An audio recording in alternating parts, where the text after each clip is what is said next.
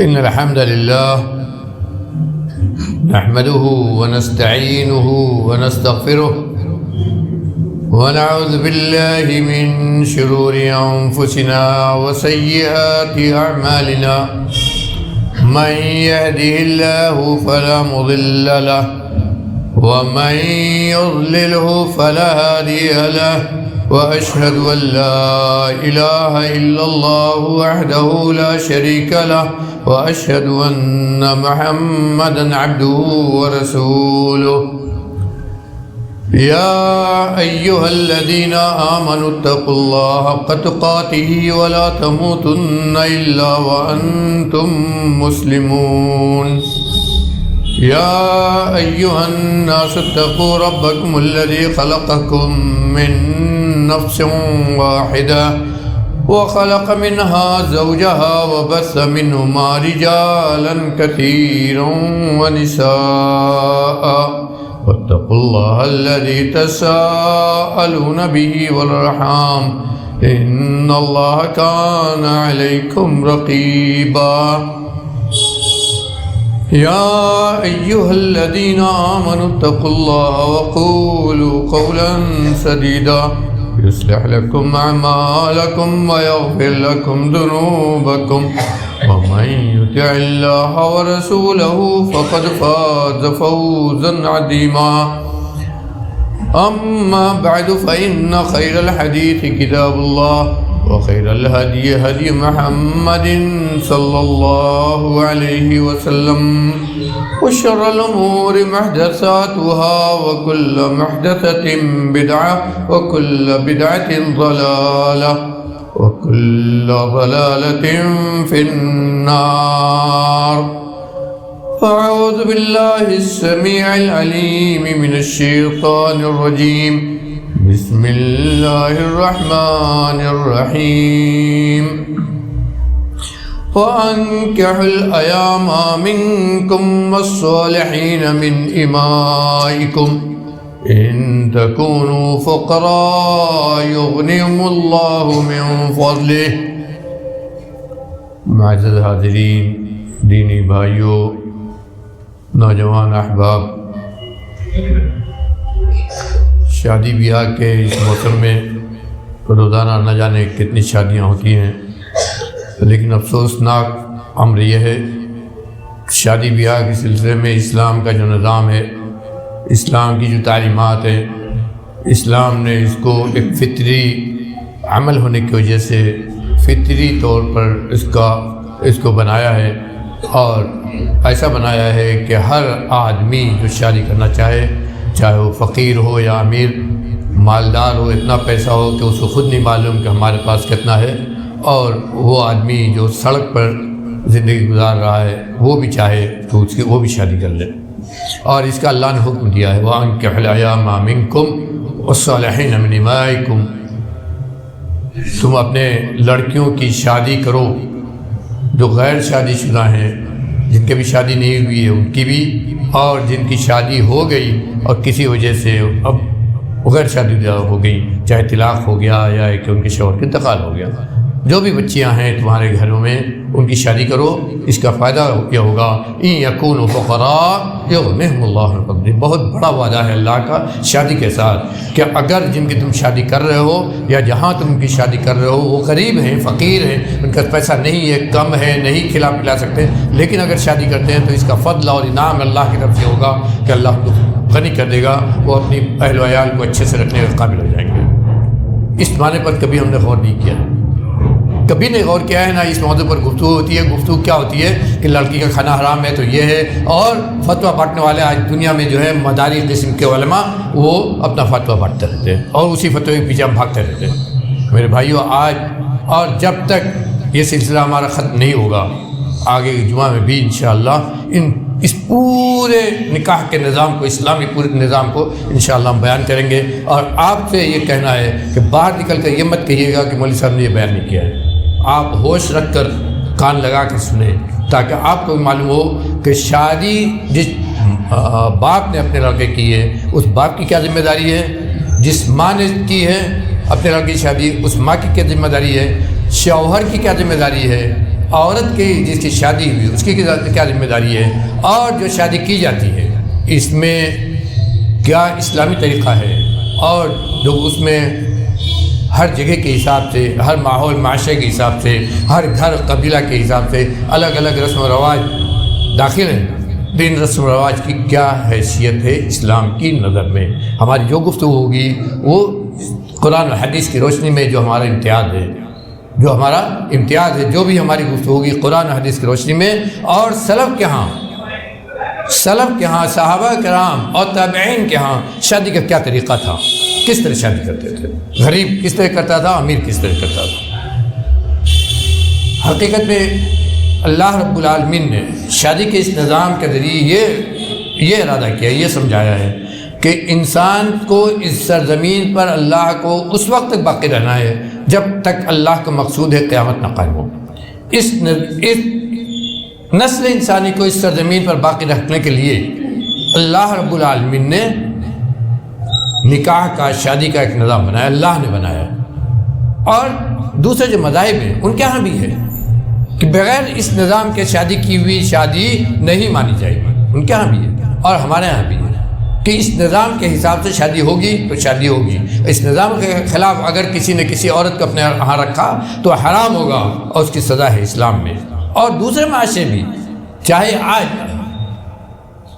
آج یورپ اور امریکہ اور دوسرے ممالک میں جو اپنے کو ماڈرن کہتے ہیں، انہوں نے عورت مرد کے رشتے کو حرام طریقے پر قائم کیے ہوئے رشتے کو بھی حلال کر رکھا ہے، لیکن وہ فطری نظام کے خلاف ہے، اور اسی لیے اس کے جو مفاسد ہیں، جو خرابیاں ہیں، وہ ان کے معاشرے میں نظر آتی ہیں اور معاشرے میں روز دیکھا جاتا ہے۔ لیکن جہاں اللہ کا نظام قائم ہے، اب سعودیہ کو دیکھ لیجیے، اور جگہ پر دیکھ لیجیے جہاں اسلامی نظام قائم ہے اور اسی اسلامی نظام سے شادیاں ہوتی ہیں، ان کے یہاں برکتیں دیکھ لیجیے اللہ کے اس بنائے ہوئے نظام کی۔ آپ اپنے گھر سے باہر نہیں نکلے ہیں، ہم لوگوں نے گھر سے باہر نکل کر دنیا دیکھا ہے اور اس نظام کی برکتوں کو اپنی آنکھوں سے دیکھا ہے۔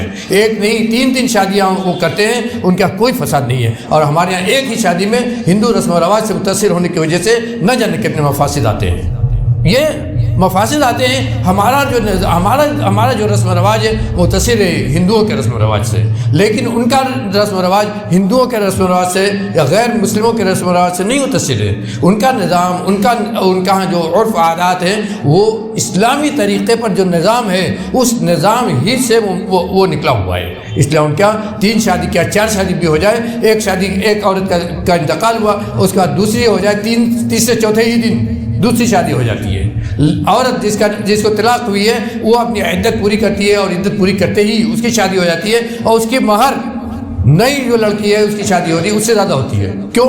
اس لیے کوئی مانتے ہیں کہ اس کی شادی ہو چکی ہے، اس نے گھر بنانا اور سجانا سیکھ لیا ہے، ابھی نئی جو آئے گی اس نے ابھی نہیں سیکھا ہے، اس کو سیکھنا پڑے گا، اس لیے اس کی مہر زیادہ ہو جاتی ہے۔ یہ اللہ کا نظام ہے اور اللہ کی برکت ہے، اللہ کے اس نظام کی برکت ہے جو اللہ نے کہا ہے اِن یکونوا فقراء یغنیہم اللہ من فضلہ۔ اور یہی نہیں، شادی کے لیے ان کے ہاں حکومت سے پیسہ دیا جاتا ہے، NGOز نہ جانے کتنے جو شادی ہی کے لیے ہے، کیا اس کے علاوہ کوئی اور کام ہی نہیں ہوتا ہے۔ جو شادی کرنے کے لائق نہیں ہے وہ جا کے اپنا رجسٹریشن کراتے ہیں، اور NGOز ان سے کہا جاتا ہے تمہیں کتنا پیسہ چاہیے، جتنا پیسہ مانگتے ہیں ان کو دیا جاتا ہے، اور یہی نہیں دیا جاتا ہے بلکہ ان کو گھر بھی آباد کرنے کے لیے دیا جاتا ہے، اور جو والد کی ذمہ داری ہے وہ NGOز کرتے ہیں۔ یہ سب آپ نے دیکھا نہیں ہے، ہم لوگوں نے تو اپنی آنکھوں کا دیکھا ہوا ہے، اور اسی لیے آپ لوگ سعودیہ کے نظام کو گالی دیتے ہیں۔ 3 اور 4 شادی اسلام نے کیوں رکھا ہے، کبھی موقع آئے گا تو انشاءاللہ اس کو بھی بتلاؤں گا۔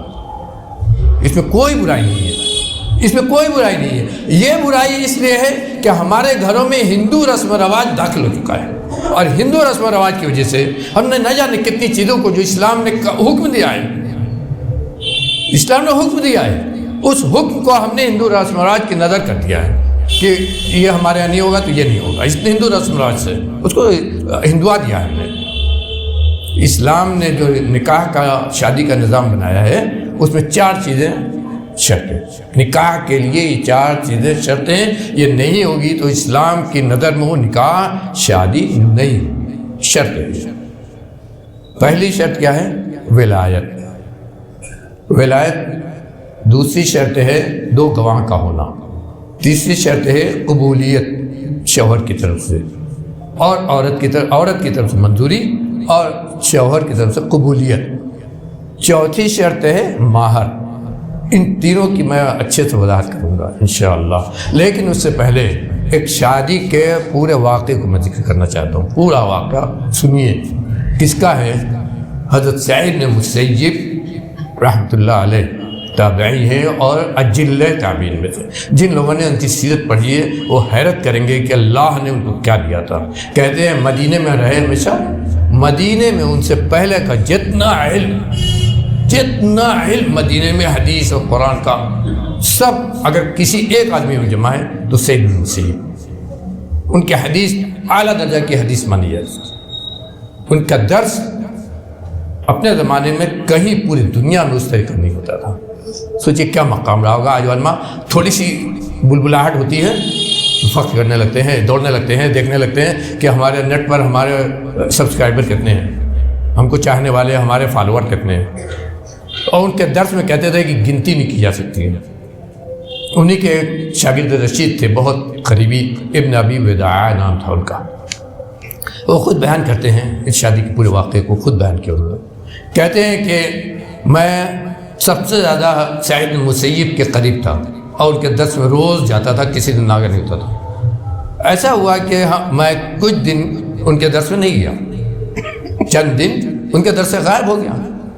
جب میں گیا تو انہوں نے کہا کہ کیا وجہ ہے، کہاں غائب ہو گئے تھے، کیوں نہیں آ رہے تھے؟ یہ بھی دیکھیے استاد کی خوبی ہے، شاگردوں پہ ایسی نظر کہ ان کو نظر آئے کہ کون آ رہا ہے کون نہیں آ رہا ہے۔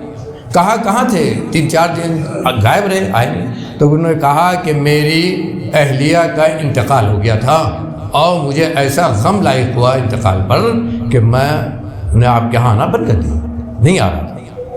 کہتے ہیں یا اللہ، اللہ کے بندے مجھ کو کیوں نہیں بتایا؟ مجھ کو بتانا چاہیے تھا کہ تمہاری اہلیہ کا انتقال ہوا ہے، میں بھی آتا اس کے جنازے میں شریک ہوتا اور تمہارا ہاتھ بٹا دیتا۔ بہرحال کہتے ہیں کہ اس کے بعد میں ان کی مجلس میں بیٹھا تھوڑی دیر، اور جب جانے لگا تو لوگ کم ہو گئے تھے۔ مجھ کو اپنے اب بلایا، اب بلا کے پوچھا کیا تم نے دوسری شادی کی؟ سوال دیکھیے استاد کا شاگرد سے۔ کہتے ہیں کیا تم نے دوسری شادی کی؟ تو انہوں نے کہا کہ بتائیے کون مجھ کو اپنی لڑکی دے گا؟ میرے پاس 2 درہم یا 3 درہم ہے۔ کہا میرے پاس صرف 2 درہم یا 3 درہم ہے میرے جیب میں، اگر کسی کو معلوم ہوگا کہ صرف 2-3 درہم کا میں مالک ہوں تو کون مجھ کو لڑکی دے گا؟ تو کہتے ہیں کہ میں تم کو لڑکی دوں گا۔ استاد شاگرد سے کہہ رہا ہے میں تم کو لڑکی دوں گا۔ ان کو بیٹھایا اور اسی وقت اپنی لڑکی سے ان کی شادی کر دی، اسی وقت اپنی لڑکی سے ان کی شادی کر دی۔ کہتے ہیں کہ اللہ کی قسم زندگی میں کبھی اتنی خوشی نہیں ملی تھی۔ ہمارے ہاں ہوتے ہیں تو ہم شرم میں کہتے ہیں استاد ابھی تو وہ میری اہلیہ کا انتقال ہوا ہے، 2-3 دن تو ہوا ہے، ابھی کیسے شادی کر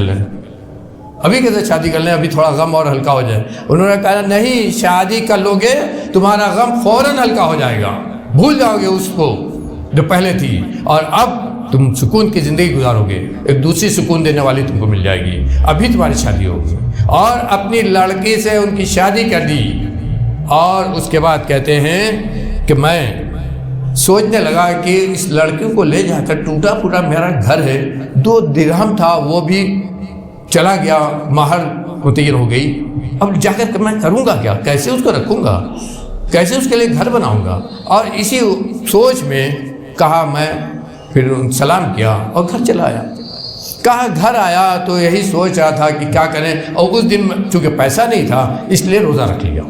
اللہ اکبر، یہ تھی زندگی تابعین کی، ان اللہ والوں کی جنہوں نے زندگی بھر قرآن و حدیث کی خدمت کی، حدیث کو اپنے سینوں میں بسا کر اللہ کا دین ہم تک پہنچایا ہے۔ اللہ تعالیٰ ان کو جنت میں کون مقام دے گا، ہم آپ اس کا اندازہ نہیں لگا سکتے۔ ابن ابی وداع کہتے ہیں کہ میں بہت پریشان تھا کہ کیسے اس لڑکی کو میں لا کر اپنے گھر میں رکھوں گا اور گھر کیسے آباد ہوگا، میرے پاس جو تھا پیسہ وہ بھی تو چلا گیا۔ کہتے ہیں شام کو جب میں نے روزہ کھولا، عشاء کی نماز پڑھنے پھر گیا عشاء کی نماز پڑھ کے جب گھر واپس آیا تو اسی سب سوچ میں پڑا ہوا تھا کہ کسی نے میرے گھر کی کنڈی بجائی. میں نیچے رہتا تھا, والدہ اوپر رہتی تھی. کنڈی جب بجائی تو میں نے پوچھا کون؟ کہا سعید.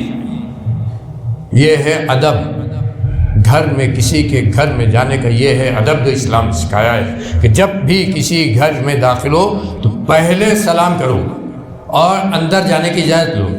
گھر کی کنڈی بجاؤ اور پوچھو, اور جب وہ کہے, حدیث میں ہے یہ لفظ, اور جب وہ پوچھے کون تو یہ نہ کہو کہ میں, بلکہ یہ کہو کہ میں فلاں, میرا یہ نام ہے. یہ حدیث میں ہے میرے بھائیوں, جو ہم جانتے بھی نہیں ہیں. کنڈی بجاؤ, سلام کرو. وہ نہیں بجانے کا کون ہے. جب پوچھے کون اندر سے تو اپنا نام بتاؤ. سعید, انہوں نے کہا سعید. تو کہتے ہیں ابھی وداع کہ میں سوچنے لگا کون سے سعید ہوں گے. 40 سال میں پھر یاد ہے کہ پچھلے 40 سال میں صرف ایک سعید کو میں جانتا ہوں, وہ ہے سعید بن مسیب. ایسا تو نہیں میرے استاد سعید بن مسیب ہی آئے ہیں. چنانچہ دروازہ کھلا تو دیکھا سامنے وہی کھڑے ہوئے. کون؟ سعید بن مسیب, جنہوں نے اپنی لڑکی کی آج صبح شادی کی ان سے, اور آج ان کے کیا کہے جائیں گے؟ سسر. ہم لوگ اپنی زبان میں کیا کہیں گے؟ سسر. سسر اپنے داماد کے دروازے پر پہنچ کر کہا کہ ایک لڑکی ان کے ساتھ تھی, پیچھے کھڑی ہوئی تھی, اور دروازہ کھولنے کے بعد سلام کیا اور کہا اندر نہیں بلاؤ گے؟ کہا کہ ضرور بلائیں گے, لیکن بتلائیے بات کیا ہے. کہا کہ آج صبح ایک لڑکی سے تم نے شادی کی تھی نا, اس لڑکی کو میں لے کر آیا ہوں, میرے ساتھ ہے, یہ تمہارے گھر میں داخل کر رہا ہوں کہ دروازہ بند کر لو. میرے بھائیو, اس علماء نے استدلال کیا ہے, جو ہم لوگ رخصتی کرتے ہیں, رخصتی کے لیے جاتے ہیں اور پھر وہاں سے لڑکی کو لے کر آتے ہیں, اس پر استدلال کیا ہے. ہمارے جاہل علماء اس کو بدعت کہیں گے. اس سے استدلال کیا ہے کہ باپ نے باقاعدہ خود اپنی لڑکی کو رخصتی کر کے اپنے داماد کے یہاں پہنچایا. آپ جاتے ہیں ایسے ہی جا کے لڑکی رخصت کر کے لاتے ہیں. اس سے استدلال کیا ہے؟ استدلال کرنا, حدیث سے استدلال کرنا نہیں جانتے تو کیا جانیں گے؟ اس کے بعد کہتے ہیں لڑکی تو اندر آ گئی, انہوں نے دروازہ بند کیا, سلام کیا, چلے گئے. اب میں سوچ رہا ہوں کہ اس لڑکی کو میں کیسے کیا کروں, تو میں لے گیا اور ایک کمرے میں جس میں تھوڑی روشنی میں نے بنا رکھی تھی, وہیں اس کو بیٹھا دیا. اب بیٹھا کر میں گیا اپنے پڑوسیوں کے پاس اور ان کو بتلایا کہ میں نے صبح شادی کی ہے. کہا کہ کس سے؟ کہا سعید بن مسیب کی لڑکی سے. سب اچنبے میں کہا سعید بن مسیب کی لڑکی سے. کہا میرے استاد نے میری شادی اپنی لڑکی سے کی ہے اس وجہ سے کہ میری اہلیہ کا انتقال ہو گیا ہے. اور کہا کہ جب پڑوسیوں سے بات کر رہا تھا تو والدہ نے اوپر سے میری آواز سنی, اتر کر چلی آئی نیچے, اور نیچے آ کر کہتی ہیں کہ کیا کہہ رہے ہو تم, مجھ کو بھی نہیں بتایا, مجھے بھی نہیں معلوم, تم نے شادی بھی کر لی. کہا ہاں. سعید بن مسیب کے یہاں گیا, انہوں نے اپنے لڑکے سے میری شادی کر دی اور لا کر اس کو یہاں پہنچا بھی دیا. تو کہتی ہیں وجہی علی وجہک, کہتی ہیں والدہ, دیکھیے اب والدہ کی ذمہ داری کیا ہے. کہتی ہیں ان کی والدہ کہ تمہارا چہرہ اس وقت تک نہیں دیکھوں گی جب تک کہ تم 3 دن کا موقع مجھے نہیں دو گے تاکہ تمہارا کمرہ میں بنا سجا لوں. غور کیجیے کیا ذمہ داری ہے. کہا 3 دن کا تم موقع دو گے مجھے تاکہ تمہارا جو نیچے کا کمرہ ہے وہ بالکل اجاڑ ہے تمہاری بیوی کے انتقال کے بعد سے, اس کو میں اچھے سے سجا دوں, اور تب تم اپنی بیوی کو لے کر اس کمرے میں داخل ہوگے, اس سے پہلے نہیں داخل. اور اتنے دن 3 دن وہ میرے پاس اوپر رہیں گے.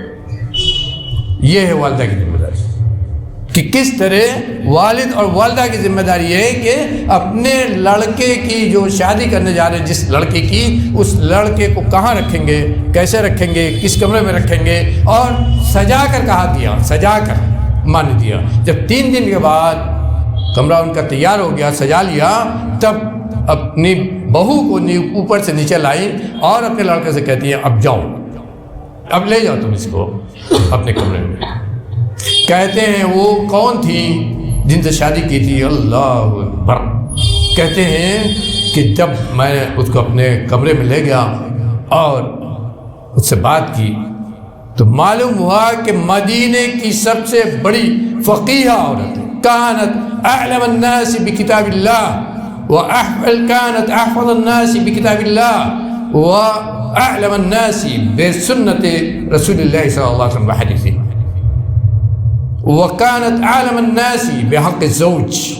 3 باتیں کہیں. کہا وہ عورت تھی جو ہم کو ملی جو قرآن کو تمام مدینہ والوں میں سب سے زیادہ حفظ کرنے والی قرآن کے حافظہ تھی. دوسری حدیث اور حدیث کی فقہ کو مدینہ میں سب سے زیادہ جاننے والی عورت تھی. اس کی قیمت سوچی اس عورت کی اور کہا کہ اس کی وجہ سے شوہر کے حق کو سب سے زیادہ جاننے والی تھی. یہی اسلام نے سکھایا ہے. نبی کریم صلی اللہ علیہ وسلم کہ تنکح المرأة لأربع 4 یا 5 چیزوں کو آپ نے شمار کیا جن کی وجہ سے عام طور پر عورت کی شادی کی جاتی ہے. اس کے حسن جمال کی وجہ سے, اس کے حسب و نسب کی وجہ سے, اس کے پیسے کی وجہ سے. اور کچھ لوگ ہیں جو عورت کا دین دیکھ کر اس سے شادی کرتے ہیں. کچھ لوگ ہیں جو عورت کا دین دیکھ کر شادی کرتے ہیں. فَاظْفَرْ بِذَاتِ الدِّينِ. نبی پاک صلی اللہ علیہ وسلم پیارے نبی کس عورت سے شادی کرنا کریں؟ فَاظْفَرْ بِذَاتِ الدِّينِ تَرِبَتْ يَدَاكَ. دیندار عورت کو تلاش کر کے اس سے شادی کرو. دیندار عورت کو تلاش کر کے اس سے شادی کرو, تم کامیاب ہو جاؤ گے. اللہ, یہ تعلیم. اور ہم کہاں تلاش کرتے ہیں؟ کیا تلاش کرتے ہیں؟ پیسہ چاہیے, روپیہ مال ہونا چاہیے, خوب بنا سنگار ہونا چاہیے, تب تو وہ لڑکی ٹھیک ہے. اس کو کتنا قرآن یاد ہے, کتنا سنت جانتی ہے, کتنا اپنے شوہر کے حق کو جانتی ہے, کتنا اپنے جہاں جائے گی اس گھر کے حق کو جانتی ہے. جب یہ تعلیم ہے نہیں ہے اس سے ہم کو کوئی مطلب نہیں ہے. اور تو گھر بے برکت اجاڑ نہیں ہوگا تو کیا ہوگا؟ جہاں نہ قرآن پڑھا جائے گا, نہ سنت پر عمل ہوگا, نہ نماز پڑھی جائے گی, نہ اولاد کو نماز کی تربیت دی جائے گی. اور آج میرے بھائیوں یہی آفتیں ہمارے گھروں کے اندر داخل. فَاظْفَرْ بِذَاتِ الدِّينِ تَرِبَتْ يَدَاكَ. اور یہی نہیں, باپ کو یہ حکم دیا, ولی کو یہ حکم دیا کہ اگر دیندار لڑکا تمہیں مل رہا ہے اور اس سے تم اپنے لڑکی کی شادی کر سکتے ہو تو کر دو, ورنہ کیا ہوگا؟ زمین فتنہ و فساد سے بھر جائے گی.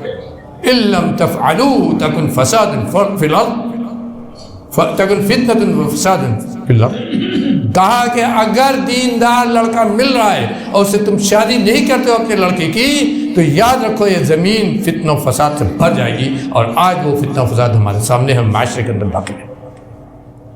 یہ صرف یہ نہیں کہ آپ نے دھمکی دی ہے, یہ پیشن گوئی ہے کہ جب یہ کسی معاشرے میں یہ ہوگا دیندار کا لحاظ و خیال نہیں کیا جائے گا, دینداری نہیں دیکھی جائے گی, دیندار کی کوئی ویلو نہیں ہوگی, تو اس معاشرے کا حال یہی ہوگا کہ فتنہ و فساد ہوگا. کیسا فتنہ و فساد ہوگا ہم کو کہنے اور آپ سے بتلانے کی ضرورت نہیں ہے. آپ خود اپنے گھر کے اندر جھانکیے, اپنے معاشرے کے اندر جھانکیے, گھروں میں جو کچھ ہو رہا ہے وہ جھانکیے. میرے بھائیوں ہمارے پاس آپ سن کر حیرت کریں گے, ہمارے پاس خلا کے لڑکی نہیں چاہتی ہے کہ شوہر کے ساتھ رہے, خلا کرانا چاہتی ہے. ایسے نہ جانے کتنے مسائل ہیں اور کئی مہینہ سے لٹکے ہوئے ہیں. لڑکے نے لکھ کر دیا ہے کہ میں شوہر کے ساتھ نہیں رہنا چاہتی, مجھ کو اس شوہر سے الگ کر دیا جائے, یہ میرے حق کو ادا نہیں کرتا ہے, مجھ کو کھلاتا نہیں ہے, اس کو اپنی عورت رکھنے کا حق اختیار نہیں ہے, جس طریقے کو زندگی گزارتا ہے میں اس کے ساتھ نہیں رہنا چاہتی. شوہر کیا کہتا ہے؟ مجھ کو 10 لاکھ روپیہ دلا دو, مجھ کو اتنا پیسہ دلا دو, خلا کرا دو. یعنی حرام خوری کی حد ہوگی, شرم و حیا نکل گئی مرد میں سے, عورت سے وہ چاہتا ہے پیسہ کھلا کرانے کے لیے. اور ایسے میرے بھائیوں میں اگر ایسے کہتا ہوں تو آپ لوگ حیرت کریں گے. ہم لوگ اس کے بیچ میں ہیں اور ہمارے یہاں مسائل آتے ہیں, پوچھے جاتے ہیں باہر کی دنیا سے اور بمبئی, دلی اور اس طرح کے بڑے بڑے شہروں سے پوچھے جاتے ہیں کہ خلا کا کیا طریقہ ہے, اس کا مسنون طریقہ کیا ہے اور خلا کس بنیاد پر کرایا جا سکتا ہے. کیوں پوچھے جاتے ہیں؟ اس لیے ہوتا ہے. اور نبی کریم صلی اللہ علیہ وسلم نے کیا کیا تھا؟ حضرت خنسا بن جزام کہتی ہیں کہ میرے والد نے میری ایک آدمی سے شادی کر دی, میں میری شادی ہو چکی تھی, مجھ کو طلاق ہو گیا تھا.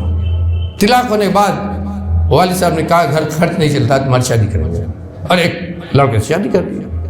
شادی کے دوسرے ہی دن مجھ کو سمجھ میں آیا اس کے ساتھ میں نہیں رہ سکتی, مجھ کو غلط آدمی سے میری شادی کرائی گئی ہے.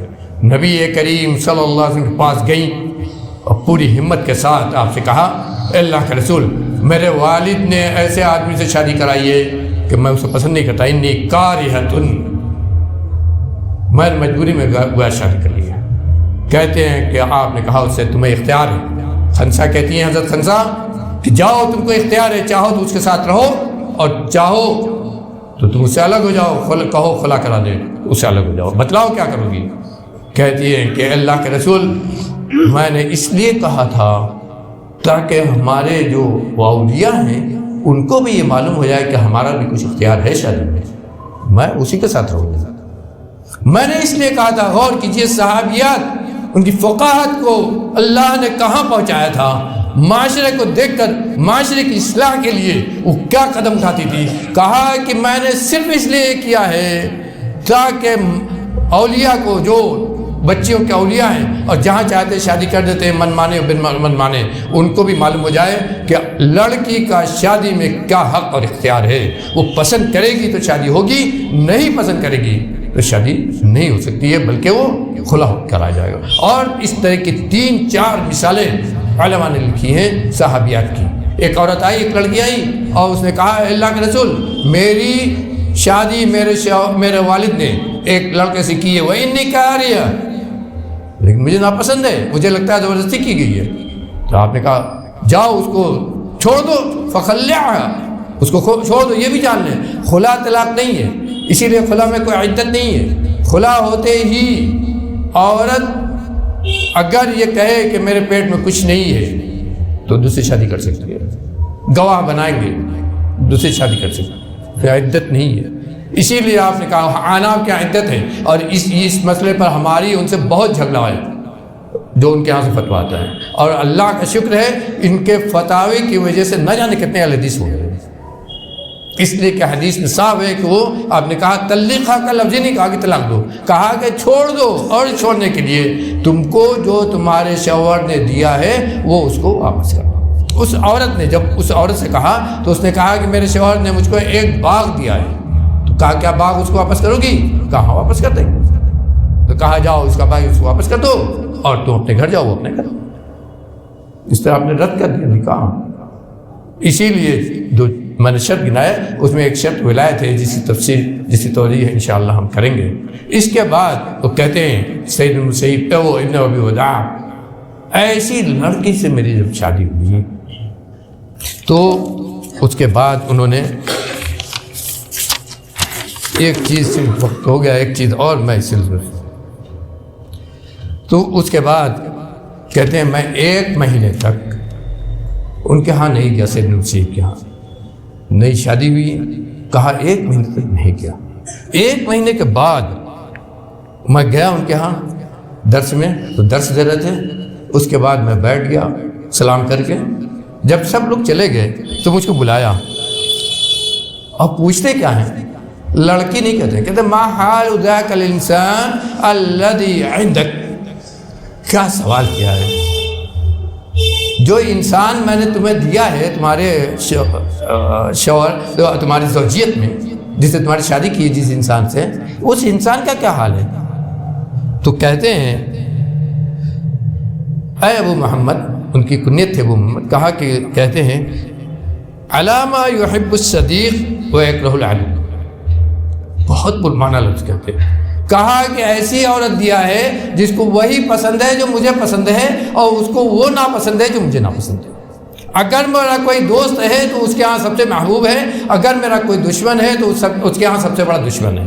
اگر مجھ کو یہ چیز پسند ہے کھانے کو تو اس کو وہی پسند ہے، اور اگر ناپسند ہے تو وہی ناپسند ہے۔ کہا کہ ایسی عورت ملی ہے کہ اس کی کسی ناحیے سے ہم برائی کر ہی نہیں سکتے ہیں۔ تو باپ ان سے کیا کہتے ہیں، باپ فَإِن رَابَكَ شَيْءٌ فَالْعَسَىٰ عِندَكَ، کہتے ہیں فَإِن رَابَكَ شَيْءٌ فَالْعَسَىٰ عِندَكَ، کوئی باپ اپنے داماد سے آج یہ کہہ ہی نہیں سکتا ہے، اس لیے کہ داماد بھی تو نالائق ہوتے ہیں، داماد بھی تو نالائق ہوتے ہیں، تو ان سے کیسے یہ بات کرتے؟ کہا کہ اے ابن ابی وداع سن لو، اگر اس کی طرف سے کبھی کوئی تکلیف پہنچے تو یہ ڈنڈا تمہارے ہاتھ میں ہے، شریعت نے تم کو یہ ڈنڈا دیا ہے اس کو صحیح کرنے کے لیے۔ کہا یہ ڈنڈا تمہارے ہاتھ میں ہے، یہ ڈنڈا شریعت نے دیا ہے تم کو اپنی بیوی کو صحیح کرنے کے لیے، اگر کوئی تکلیف پہنچتی ہے تو تم استعمال کر سکتے ہو، کوئی ہماری طرف سے مان لیتے ہیں۔ یہ باپ اپنی لڑکی کے تعلق سے اپنے داماد سے کہہ رہا ہے، اس لیے کہ جانتا تھا کہ داماد وہ ہے جو شریعت کے خلاف ایک قدم نہیں جا سکتا ہے، اس کو حدیث و قرآن پر اس کا عمل وہ ہے کہ تلاش نہیں کیا جاتا۔ ابن ابی وداع یہ بہت بڑے، یہ بھی محدث ہوئے بہت بڑے، اور سعید المسیب کا پورا علم کہتے ہیں ابن ابی وداع کے پاس، ان سے امام مالک کو ملا۔ بہت عظیم میرے بھائیو یہ واقعہ ہے، شادی کا پورا شادی کا واقعے کے بعد کیا کچھ ہوا اور کس طرح ابن ابی وداع نے اپنی بیوی کو رکھا، یہ پورا میں نے بیان کر دیا۔ اس سے سبق حاصل کیجیے، اور میں اپنے نوجوانوں سے کہوں گا کہ شادی یہ کوئی کھلواڑ نہیں ہے، شادی کوئی کھلواڑ نہیں ہے، اللہ کی طرف سے قائم کیا ہوا بندھن ہے، اللہ کی طرف سے قائم کیا ہوا رشتہ ہے، اللہ نے اس کے حقوق متعین کیے ہیں، اللہ نے اس کے واجبات متعین کیے ہیں، اللہ نے شوہر اور مرد کے درمیان یہ فطری رشتہ قائم کر کے نسل انسانی کو قیامت تک باقی رکھنے کا ذریعہ بنایا ہے، اور اس کے لیے ہمیں پورا ایک نظام دیا ہے جس میں شوہر کا حق الگ ہے، عورت کا حق الگ ہے۔ اور یہی نہیں میں کہوں گا آپ تمام اپنے والد جو ذمہ دار ہیں باپ کے، ان سے سب سے پہلی چیز جو اپنے لڑکے کی شادی سے پہلے اس لڑکے کو سکھانا ہے وہ آپ کی ذمہ داری ہے، کیا ہے؟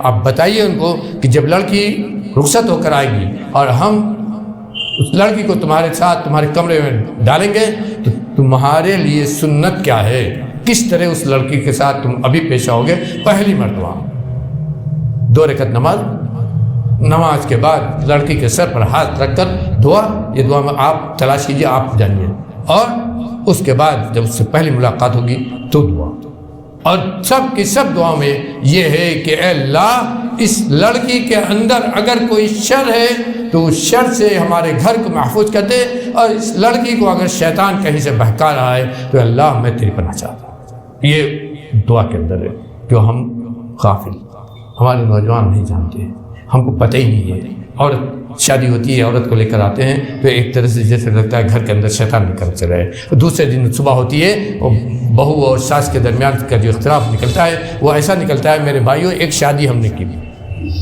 اسی پر بات ختم کروں گا، ایک شادی ہم نے کی، بعد معلوم ہوا کہ زبردستی کی گئی۔ لڑکی پہلی رات اپنے شوہر کے پاس گئی، صبح ہوتے ہی فون کیا کہ مولانا یہ شادی مجھ کو قبول نہیں ہے، اور میں نے شوہر کو رات میں اپنے کو ہاتھ لگانے نہیں دیا ہے، یہ اللہ گواہ ہے، اللہ گواہ ہے کہ شوہر کو میں نے اپنے بدن پر ہاتھ لگانے نہیں دیا ہے، اس لیے کہ شادی زبردستی کی گئی تھی، اور میں سمجھتا ہوں یہ حرام ہے۔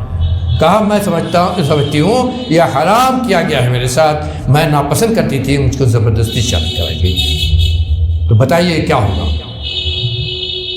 میں نے کہا تم کیا چاہتی ہو؟ کہا ہم خلا چاہتے ہیں، لڑکی پڑی ہوئی ہے، کہا ہم خلا چاہتے ہیں، ہم اس کے ساتھ نہیں رہ سکتے، اگر رہیں گے تو اس کا حق ادا نہیں کر سکتے، تو اللہ کیا جا کر کیا جواب دیں گے، اس لیے ہم ساتھ نہیں رہیں۔ آج کئی سال کا موقع ہو گیا، وہ بدماش شوہر خلا کے لیے 5 لاکھ روپیہ مانگ رہا ہے، خلا کرانا ہے تو ٹھیک ہے میں خلا کر دوں گا، اور لڑکی کے گھر والے ایسے شریف ہیں کہ چاہیں تو ایک دن میں اس عدالت میں چلے جائیں، حکومت کی عدالت میں، ایک دن میں وہ لڑکا جیل کے اندر چلا جائے گا، ایک دن میں صرف شکایت کر دیں گے لکھ کر کہ ایسا ہو رہا ہے ایک دن میں۔ لیکن لڑکی کے گھر والے کہتے ہیں نہیں، یہ میں نہیں کروں گا، میری لڑکی جب تک کھلا نہیں مل جاتا ہے گھر رہے گی، لیکن یہ نہیں ہوگا کہ میں اس طرح۔ یہ ہے ہمارا معاشرہ میرے بھائیوں، جس کے لیے ہم لوگ روتے ہیں، اور آپ لوگوں سے اس کو کیا بیان کریں، لیکن چند واقعات میں نے خاص طور پر ذکر کیا ہے